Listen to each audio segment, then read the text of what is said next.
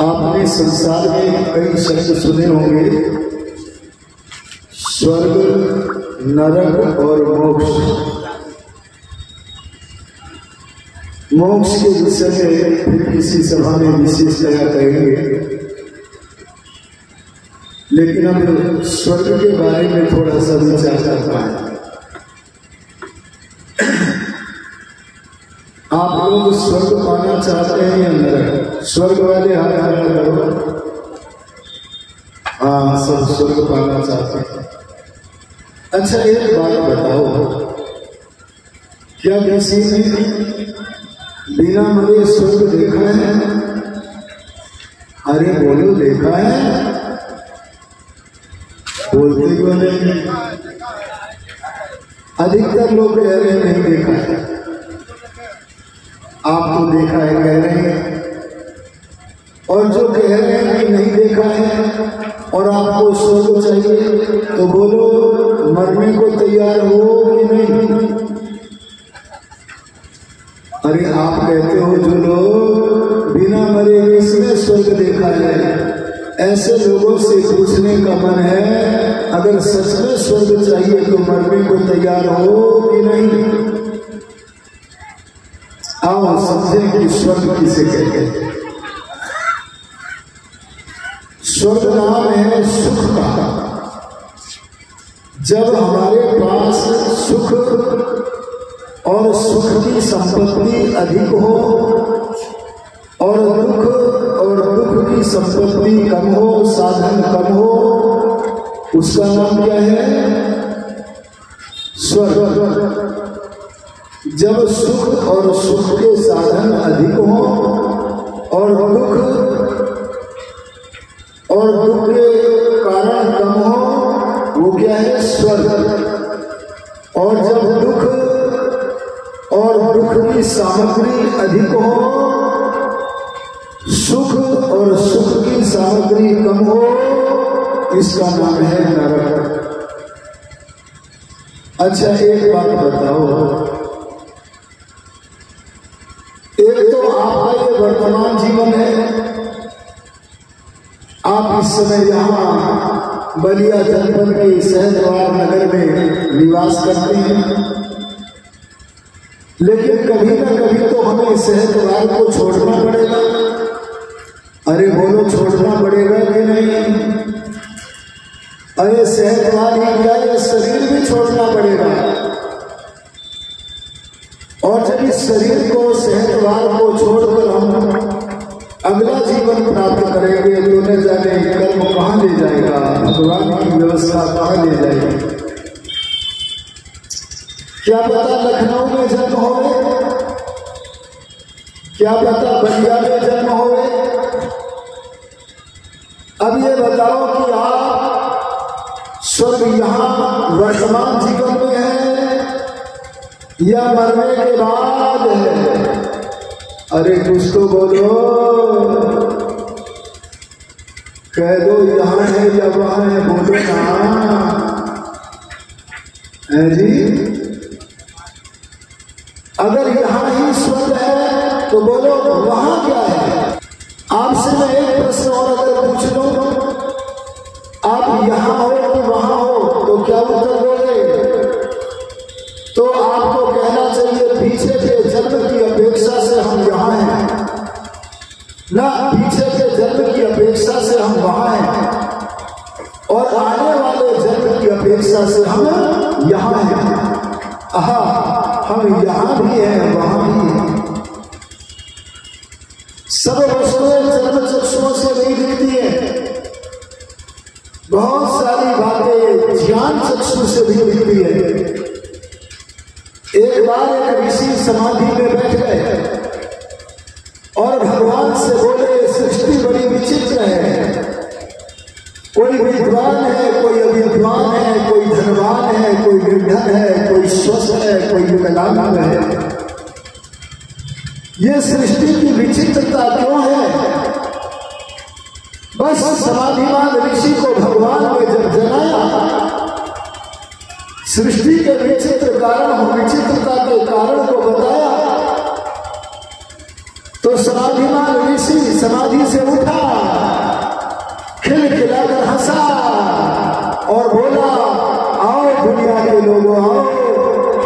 अपने भगवान से पूछकर बताते हैं कि सृष्टि विचित्र क्यों है। तब उस ऋषि ने कहा सृष्टि वैचित्र्यात् कर्म वैचित्र्यात् सृष्टि वैचित्र्यम्। हर जीव के कर्म भी विचित्र विचित्र हैं। उन विचित्र विचित्र कर्मों के अनुसार, कर्मों के आधार पर उनके फल के रूप में सृष्टि भी विचित्र है। इसलिए यह मत कहना अरे आगे किसने देखा है, अरे अपने ज्ञान चक्षुओं से देखो कि यहाँ पर कोई स्वस्थ है, कोई विकलांग है, कोई धनी है, कोई निर्धन है, कोई ज्ञानी है, कोई अज्ञानी है। ये सारा का सारा जो सामग्री सुख की है ये हमारे कर्मों का फल है। महर्षि दयानंद जी महाराज गारंटी देते हैं। क्या गारंटी देते हैं? जो मनुष्य वर्तमान जीवन में स्वर्ग में रह रहा है, अरे सुख में रह रहा है, अगर वह चाहता है कि मेरा स्वर्ग मेरे से दूर न हो, सारे जीवन स्वर्ग बना रहे और मरने के बाद परलोक में बना बनाया स्वर्ग मिले, तो इसके लिए अपने घर में 5 महायज्ञ करना प्रारंभ कर दो।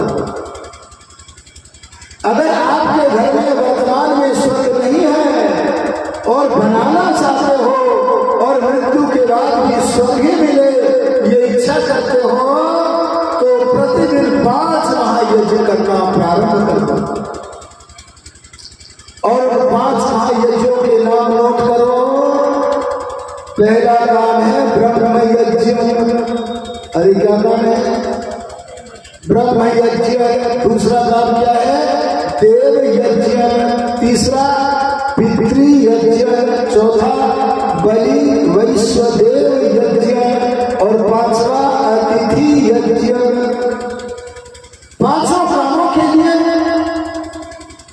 एक शब्द का प्रयोग बारंबार हुआ है और वो शब्द क्या है? यज्ञ। अरे पहला काम क्या है? यज्ञ। दूसरा क्या है? यज्ञ। तीसरा क्या है? यज्ञ। इससे पता लगा ए मानव, तू यदि स्वर्ग पाना चाहता है तो सारे काम बंद कर दे। अगर करे तो केवल यज्ञ ही कर, यज्ञ को छोड़कर कुछ भी मत कर। इस सहजवार में क्या कोई ऐसा रहता है जो यज्ञ के अतिरिक्त सब काम छोड़ करके यज्ञ में ही लगा रहना चाहता है हर समय? बोलो यदि कोई हो तो हाथ खड़ा करो। अरे दूसरे का भी करवा दिया है, अब तो कई लोग कर रहे हैं। ध्यान देना, जो हाथ खड़ा नहीं कर पा रहे हैं आप नीचे कर लीजिएगा जी। इनके लिए करतब ध्वनि से स्वागत करो जिन्होंने हाथ खड़ा किया। जो लोग हाथ खड़ा नहीं कर पा रहे हैं, अरे उसका कारण ये है कि वे यज्ञ शब्द का अर्थ नहीं जानते हैं। अगर यज्ञ शब्द का अर्थ जानते होते तो सब हाथ खड़ा कर देते। एक बार मर्यादा पुरुषोत्तम श्री राम के ससुर महाराजा जनक ने महर्षि याज्ञवल्क्य से प्रश्न पूछा था, यज्ञ किसे कहते हैं? तब महर्षि याज्ञवल्क्य ने उत्तर दिया था, यज्ञो वही श्रेष्ठ तमम कर्म, वही माने निश्चय ना, निश्चय से संसार में जो श्रेष्ठ से भी श्रेष्ठ, अरे सर्वोत्तम कर्म है। उन सर्वोत्तम सब कर्मों का नाम यज्ञ है। केवल हवन का ही नाम यज्ञ नहीं है। हवन तो यज्ञ है ही, लेकिन संसार में जितने भी परोपकार के कर्म हैं उन सब का नाम बोलो क्या है? यज्ञ। अच्छा, एक किसान जब अन्न का उत्पादन करता है, यह अच्छा कार्य है कि बुरा? अरे बोलते ये एक व्यापारी जब समाज में से भाव को दूर करता है, यह अच्छा कार्य है कि बुरा? अच्छा, ये यज्ञ है। अरे एक विद्वान जब विद्या का नाश करता है और विद्या की वृद्धि करता है, बोलो ये अच्छा काम है कि बुरा? अच्छा, संसार में जितने भी अच्छे काम है उन सारे कर्मों का नाम यज्ञ है। और सुनो, आप किसी तालाब के किनारे, पीछे भी तालाब है यहाँ, किसी सरोवर के किनारे एकांत में ब्रह्म यज्ञ में लगे हैं, आहा ईश्वर के चिंतन में लगे हैं, तभी आपके कानों में आवाज आई, बचाओ बचाओ बचाओ। आपने आंखों को खोला तो देखा एक बालक उस सरोवर में डूब रहा है। स्वयं को डूबने से बचाने के लिए कहता है, त्राही मां त्राही मां त्राही मां बचाओ। अब बताओ, हम जो पवित्र कर्म भगवान का चिंतन कर रहे हैं उसे करते रहे या उस बालक को बचाएं? अरे बोलो नहीं, बालक को बचाएं। इसका नाम क्या है? यज्ञ। अरे देश की जनता के साथ बड़ा छल किया था जवाहरलाल नेहरू के परिवार ने, आज भी कर रहा है। उन्होंने देश प्रेम न होने के कारण हमारे देश के कोने में धारा 370 लगा दी, स्वाध्याय न करने के कारण लगा दिया। उस धारा 370 को हटा करके अपने देश के उस भवघात को सदा के लिए अपना कर लेना। बोलो ये अच्छा काम है कि बुरा? अच्छा काम है। अरे इस धारा 370 को हटा करके देशभक्ति को दिखाना ये यज्ञ है। मैं आपसे कहना चाहता हूं, जितने भी अच्छे काम है सारे कर्मों का नाम यज्ञ है। अर्थात परमात्मा जो कुछ करता है वह यज्ञ ही है। परमात्मा सृष्टि को बनाता है, सूर्य को बनाता है और ऐसे बनाता है सूर्य अपने आकर्षण के रस्सों से अपने ग्रह नक्षत्रों को घुमाता है और ये ग्रह नक्षत्र भी स्वयं एक दूसरे को के चारों ओर गति कर रहे हैं और ये गति समान गति नहीं है, विषम गति से घूम रहे हैं। आहा, कैसे इन्हें गोलों को घुमा रहा है। अद्भुत है परमात्मा की सृष्टि। ये इसका उत्पादन करने वाला, पालन करने वाला, समय पर आकर व्यवस्था के अनुसार संहार करने वाला, हमारे कर्मों का ठीक ठीक फल देना, ये सारे के सारे कर्म अच्छे हैं। इसलिए इनका नाम भी बोलो क्या है? यज्ञ। हम लोग जैसे हवन करते हैं ऐसे हमें केवल अच्छे ही काम करने हैं, परोपकार के ही काम करने हैं, क्योंकि परोपकार के कामों से ही हमारा मोक्ष का द्वार खुलता है। मैं आपसे निवेदन करना चाहता हूं, अगर वैदिक संस्कृति को, अरे वैदिक संस्कृति को जो मनुष्य मात्र को धारण करने योग्य है, उस सारी वैदिक संस्कृति को एक शब्द में समेट करके कहना हो तो उस शब्द का नाम यज्ञ है। अरे बोलो क्या है? यज्ञ माने वैदिक संस्कृति। इसलिए यज्ञ करो, सारा जीवन को यज्ञ में कराने के लिए, अरे विराट यज्ञ भवन में प्रवेश करने के लिए एक द्वार चाहिए और द्वार को प्रमुखता दी जाती है, इसलिए द्वार का नाम रखा महायज्ञ। अरे बोलो क्या रखा? ये महायज्ञ पर तो कई दिनों तक प्रवचन होना चाहिए, तब समझोगे। इनकी महत्ता यह है कि इस पंच महायज्ञ के द्वारा ही हम जीवन को यज्ञमय बना सकते हैं। ये विराट यज्ञ भवन में प्रवेश करने का द्वार है। आओ इन पर थोड़ा सा चिंतन करते हैं। पहले यज्ञ का संबंध जिस वस्तु से है उस वस्तु का नाम है ब्रह्मा। अरे बोलो क्या है? समझ गए जी? क्या है प्रधान जी? अजीत प्रधान जी, ब्रह्म आपसे कोई पूछे ब्रह्म किसे कहते हैं, अगर किसी व्याकरण के विद्वान से पूछोगे कि ब्रह्म किसे कहते हैं, तो व्याकरण का विद्वान आपको कहेगा ब्रह्म माने बड़ा। अरे बोलो क्या कहेगा, ब्रह्म माने बड़ा। अरे हमारी माँ बड़ी है, नहीं, अरे बोल दो जल्दी। तो माता जी की सेवा करने का नाम ब्रह्म यज्ञ हुआ कि ना हुआ? अरे हाथ खड़ा करके बोलो, हुआ कि ना हुआ? गलत हो गए हाथ खड़े। ध्यान देना, मां बड़ी है, अरे पिता भी बड़ा है, ये माना, लेकिन माता पिता की सेवा करने का नाम ब्रह्म यज्ञ नहीं है। इसलिए ब्रह्म का अर्थ बताते हुए दयानंद ने सावधान करते हुए कहा, ब्रह्म का अर्थ हम तुम्हें बताते हैं। तब उन्होंने सत्यार्थ विकास के पहले समुल्लास में खोल करके बताया, सर्वेभ्यो बृहद्वाद ब्रह्मा। क्या कहा? जो केवल बड़ा ही नहीं है। अरे बड़े तो हम भी, पर हम किसी से बड़े हैं तो किसी से छोटे भी हैं, लेकिन परमात्मा का बड़प्पन देखो, अरे उसके तुल्य कोई नहीं है, वो तो सबसे बड़ा है, जिसके तुल्य कोई नहीं, जो सबसे बड़ी सत्ता है, बोल दो उसका नाम ब्रह्म है। अब समझ में आया कि नहीं आया? इसलिए नकली गुरुओं की पूजा कभी मत करना, न सांसारिक आंगन में, न आध्यात्मिक आंगन में। ये पापी अपनी पूजा कराने लगते हैं आध्यात्मिक आंगन में। ऋषिदान ने कहा आध्यात्मिक आंगन में, अरे ब्रह्म यज्ञ में, अरे संध्या में आप हनुमान की आरती मत करना, आप कृष्ण की आरती मत करना, आप श्री राम की आरती मत करना।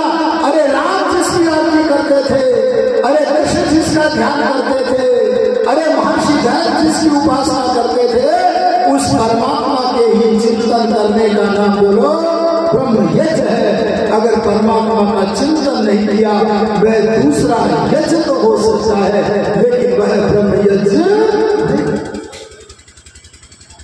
ब्रह्म यज्ञ इस करने से मिलता है ब्रह्म रस। मैं ब्रह्म को आपके शब्दों में थोड़ा सा समझाना चाहता हूं। मैंने कहा था ब्रह्म माने सबसे बड़ा, अब मैं आपके शब्दों में समझाना चाहता हूं। संसार में जिसका विश्व विक्रम को ये अंग्रेजी में संभवतः रिकॉर्ड बोलते हैं, जिसका विश्व विक्रम रिकॉर्ड संसार में कोई तोड़ नहीं सकता। अरे मनुष्य जब कोई रिकॉर्ड बनाता है तो आने वाला मनुष्य उसके रिकॉर्ड को तोड़ देता है कि नहीं? लेकिन परमात्मा ने असंख्य रिकॉर्ड बनाए हैं, लेकिन परमात्मा के असंख्य रिकॉर्डों में कोई मनुष्य बड़ा बनता चाहे राम बन जाए, चाहे कृष्ण बन जाए, अरे चाहे हनुमान बन जाए, और क्या चाहे महर्षि दयानंद बन जाए, लेकिन जिस परमात्मा का एक भी रिकॉर्ड मनुष्य नहीं तोड़ सकता, कह दो उसका नाम ब्रह्म है। एक उदाहरण देता हूं। आप हवन कर रहे थे प्रातः काल, आपके हवन में एक दीपक रखा हुआ था। ए सहतवार के पवित्र आत्माओं, बताओ वह दीपक अच्छा था कि बुरा था? आप सही कहते हैं कि अच्छा था। आपने बढ़िया सा दीपक बनाया, अच्छी सी उसमें बत्ती लगाई, गाय का घी डाला, अग्नि से प्रज्वलित कर लिया, आपका दीपक कुछ कोटि का बढ़िया बन गया। लेकिन आपका दीपक जो बढ़िया प्रातः काल के यज्ञ में था, क्या उससे भी बढ़िया दीपक नहीं बनाया जा सकता? बनाया जा सकता, बनाते हैं लोग, अर्थात आपके कला कौशल के रिकॉर्ड को, अरे आपके विश्वकर्मत्व को किसी ने तोड़ दिया रिकॉर्ड को। लेकिन विश्वकर्मा, अरे सर्वस्व करता, सारी सृष्टि के कर्ता, सच्चिदानंद स्वरूप परमात्मा के किसी भी रिकॉर्ड को कोई नहीं तोड़ सकता। अरे बोलो, क्या दुनिया के सारे वैज्ञानिक ऐसा अकेला दीपक बना लेंगे जिस अकेले दीपक से सारा उत्तर प्रदेश प्रकाशित हो जाए। बोलो नहीं बनेगा। लेकिन परमात्मा केवल उत्तर प्रदेश नहीं, भारत नहीं, अरे यथा समय व्यवस्था के अनुसार सारी धरती को यथा समय प्रकाशित करने के लिए एक दीपक बनाते हैं। और कितना बड़ा दीपक बनाया? पृथ्वी से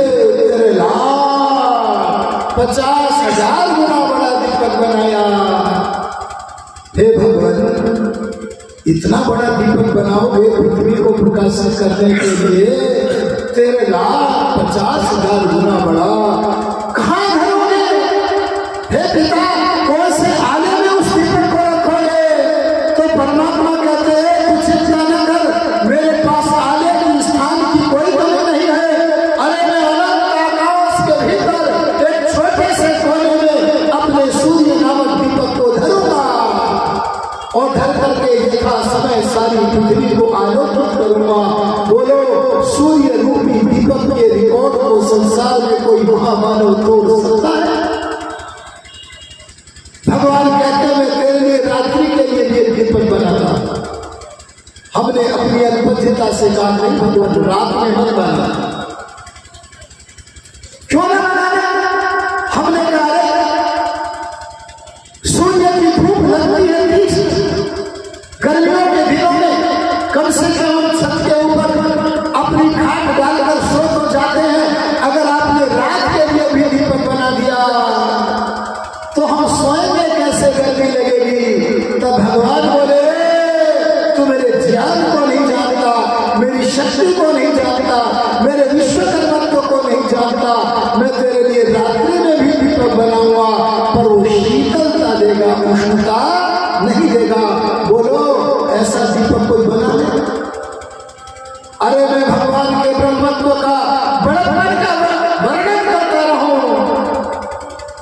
इसे अधिक वर्णन करने का अवकाश नहीं है। समय अभाव के कारण मैं इतना ही कहूंगा, जिस परमात्मा के बड़प्पन के कोई तोड़ नहीं सकता, वो परमात्मा क्या है? ब्रह्मा। अरे बोलो क्या है? सबसे बड़ी सत्ता परमात्मा के लिए जो ध्यान किया जाए, उसके समीपस्थ होने के लिए जो पालन करना पड़ता है। अरे भगवान के समीपस्थ होने के लिए जो स्तुति, प्रार्थना, उपासना आदि करना होता है, उन सारे कर्मों के करने का नाम बोलो क्या है? ब्रह्म यज्ञ। ये विषय तो बड़ा विस्तृत है, पढ़ते जाइए सारा योग दर्शन, अन्य दर्शनों को भी पढ़ते जाइए, उपनिषदों को पढ़ते जाइए। सारा वहां पर आध्यात्मिक आंगन का खिलाड़ी कैसे बने, इस विषय का वर्णन किया गया है। अब तो मैं संक्षेप में यही लेकर आगे बढ़ूंगा, जहां भगवान का चिंतन किया जाता है उस अनुष्ठान का नाम ब्रह्म यज्ञ है। और ब्रह्म यज्ञ का दूसरा भाग भी है। देखो, ब्रह्म यज्ञ का केवल भगवान का चिंतन ही नहीं, एक दूसरा भाग और है, और उस भाग का नाम है स्वाध्याय। अरे बोलो क्या है? आपने कभी वकीलों के यहाँ गए होंगे, इतनी मोटी मोटी पुस्तक रखते हैं। अरे बोलो, रखते हैं कि नहीं? अरे जल्दी बोलो। अरे डॉक्टर लोग एनाटॉमी, फिजियोलॉजी अर्थात शरीर रचना विज्ञान, शरीर क्रिया विज्ञान के कितने मोटे मोटे ग्रंथों को रखते हैं, पढ़ते हैं। किसान किसी विज्ञान के ग्रंथों को पढ़ते हैं। इन ग्रंथों के पढ़ने का नाम बोलो स्वाध्याय है। अरे हाथ खड़ा करके बोलो लंबा सा, घबराते क्यों? ध्यान देना, गलती कर रहे हो, गलती कर रहे हो। इसका नाम स्वाध्याय नहीं है। अखबार पढ़ने का नाम स्वाध्याय नहीं है। खेती की पुस्तक पढ़ने का नाम स्वाध्याय नहीं है। वकालत की पुस्तक पढ़ने का नाम स्वाध्याय नहीं है। इसका पढ़ने का नाम है केवल अध्ययन। अरे बोलो क्या है? अध्ययन। ये अध्ययन करने का हमारे शास्त्रों में विधान है। अगर आपको सांसारिक अभ्युदय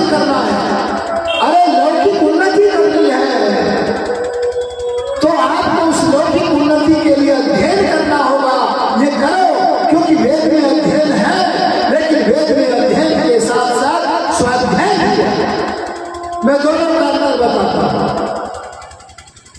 दोनों को सुनना ध्यान से। मैं लंबा नहीं बोलूंगा, इसको दो बातों बोल करके मैं स्पष्ट करना चाहूंगा, बड़े मन लगा के सुनना। पहले अध्ययन को बताता हूं, अरे सुनो, अध्ययन को बताता हूं। बातें कर रहे हैं, रोक लो पीछे, कुछ पल्ले पड़ जाएगा। जिन पुस्तकों के पढ़ने से,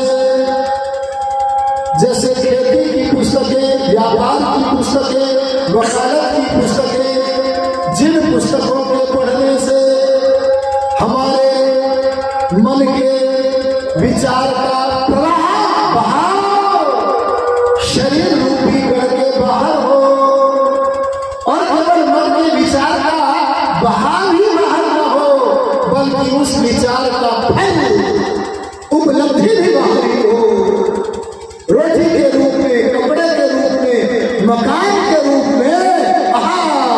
ऐसी पढ़ाई का नाम है अध्ययन। बोलो क्या है? ये तो आज हमारे बच्चे बहुत कर रहे हैं, करना चाहिए, लेकिन इससे भी बड़ी वस्तु है, उसका नाम धर्म नहीं है। अरे उसका नाम धर्म नहीं है। आप दयानंद के बनाए हुए आर्य समाज के तृतीय नियम को पढ़ना, उन्होंने ब्रह्म यज्ञ के इस दूसरे भाग को खोलते हुए आर्य समाज के तृतीय नियम में लिख दिया है क्या? वेद सब सत्य विद्याओं का पुस्तक है। वेद का पढ़ना, पढ़ाना, सुनना, सुनाना सब आर्यों का धर्म नहीं, परम धर्म है। मैं इस परम धर्म के बारे में संक्षेप में कहना चाहूंगा। संसार में कोई भी समस्या अगर हो आपकी, वैयक्तिक समस्या, अरे पारिवारिक समस्या, अरे राष्ट्रीय समस्या, अरे वैश्विक समस्या, उन समस्याओं का नाम कथन करना और समाधान देने का समय नहीं है। लेकिन मैं कहता हूं, संसार की जितनी भी समस्याएं हैं, उन समस्याओं के होने का एकमात्र कारण है स्वाध्याय न करना। अगर जवाहरलाल नेहरू जैसे लोगों ने अपने देश भारत के कोने में धारा 370 को लगाया, तो इसका कारण था स्वाध्याय न करना। और अगर धारा 370 को हटा करके उसे देश का भिन्न बनाने का काम किया, तो उसका कारण था थोड़ा थोड़ा थोड़ा थोड़ा, ज्यादा नहीं, थोड़ा थोड़ा वर्तमान काल के लोगों का स्वाध्याय। ये स्वाध्याय कितनी बड़ी वस्तु है। आप अपने पूर्वजों के इतिहास को पढ़ो। एक बार महात्मा हनुमान, उनको काम सौंपा गया श्री राम के द्वारा, जाओ लंका में जाकर के सीता का पता लगा के लाओ। हनुमान जी लंका में गए। अरे रावण के महलों में, महिला नक्शों में माता सीता को रात्रि में ढूंढ रही है। रात्रि में सारी महिलाएं अपने अपने कक्षों में सो रही हैं, लेकिन उन कक्षों में माता सीता का पता न चला उस समय। तो वहां से जब लौट रहे हैं, आहा, स्वाध्याय प्रारंभ हो गया। स्वाध्याय माने जिन पुस्तकों के पढ़ने से हमारे मन के चिंतन का प्रवाह बहाव शरीर रूपी गढ़ के बाहर नहीं हो, बल्कि भीतर हो। अरे आपके शरीर के गढ़ के भीतर क्या है? अरे ब्रह्म यज्ञ को समझ लो, भीतर क्या है? भीतर है मन। अरे भीतर क्या है? आत्मा। अरे भीतर क्या है? आत्मा का अंतर्यामी परमात्मा। जिस विचार, बोलो क्या होवे? मन की पवित्रता होवे, अरे आत्मा की उन्नति होवे, अरे परमात्मा का सत्संग होवे। ऐसे आंतरिक विचार का नाम, आंतरिक फल जिस विचार से मिले, उस विचार का नाम क्या है? स्वाध्याय। महात्मा हनुमान जब रावण के कक्ष से लौट रहे हैं, तो कहने लगे, हाय मैं लुट गया, हाय मैं लुट गया, हाय मैं लुट गया। तब हनुमान से पूछा, तुम क्या लाए थे, तुम्हारा क्या लुट गया? तो हनुमान कहने लगे, मेरा सर्वस्व चला गया। और जो कहा उसे वाल्मीकि के शब्दों में मैं आपके सामने कहूंगा। कहने लगे, परदारावरोधस्य प्रसुप्तस्य निरीक्षणम् इदं खलु ममाप्यन्तं धर्मलोपं करिष्यति। क्या कहा? मैंने रावण के महलों में, अरे महिला कक्षों में, अस्त व्यस्त वस्त्रों में सोती हुई पर स्त्रियों को देखा है। ऐसे देखने से, उगड़े हुए वस्त्रों में सोते हुए देखने से पर नारियों को कहा मेरा तो धर्म चला गया, आए मैं तो लुट गया। लेकिन थोड़ी देर के बाद आत्मचिंतन करके, आंतरिक विचार करके, स्वाध्याय करके हनुमान कहने लगे, उसे अपनी पवित्र लेखनी से महर्षि वाल्मीकि ने लिख दिया। क्या बोले? हनुमान बोले मेरा कुछ नहीं हुआ। अरे अभी तो कहते थे सब कुछ लुट गया, अब क्यों कहते हो कुछ नहीं लुटा? तो बोले सुनो क्यों नहीं लुटा। कामम दृष्टा मया सर्वा विवस्त्रा रावण स्त्रिय न तुम्हें मनसा किंचिन वैकल्पम पपद्यते। ठीक है, मैंने रावण के महलों में पर नारियों को देखा है, ठीक है, पर मेरी आंखें उन नारियों की तरफ जब देख रही थी तो नारियों में मैं मां को ढूंढ रहा था। अरे जब मां की भावना से मैं सोती हुई नारियों को देख रहा था तो मां की दृष्टि से देखने के कारण मेरे मन में कोई विकार आने का प्रश्न ही नहीं है। जब मेरा मन विकृत नहीं हुआ तो मेरे धर्म की हानि की कोई संभावना नहीं है। बोलो, ये आंतरिक विचार, ये स्वाध्याय सत्यार्थ प्रकाश जैसे ग्रंथों का अध्ययन होना चाहिए कि नहीं?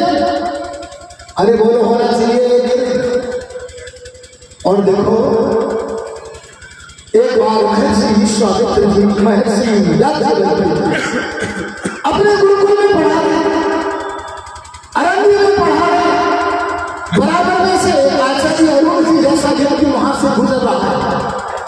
उसने सोचा इस समय धरती का सबसे बड़ा विद्वान अपने गुरुकुल में आसंदिका पर बैठकर ब्रह्मचारियों को पढ़ा रहा है, चलो उससे विचित्र शैली में कोई प्रश्न करते हैं।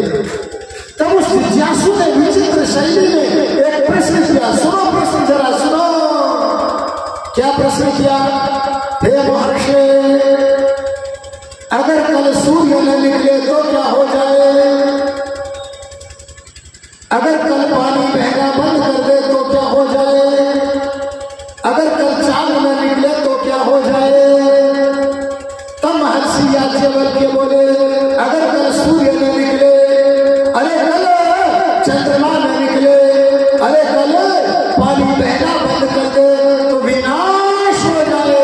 लेकिन इससे भी बड़ा विनाश मनुष्य होता है।